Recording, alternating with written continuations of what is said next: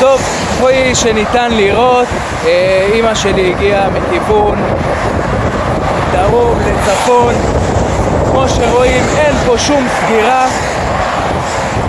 זה ממשיך פשוט את הכביש, והיא נסעה פה, היה סערה, גשם, לא ראו טוב את הכביש.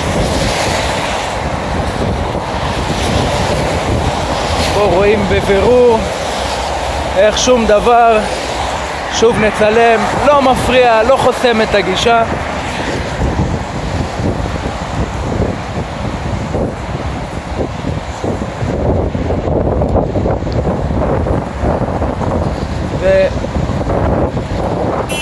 ופה הגענו, האוטו נפל פה לתוך התהום הזה. צילמת?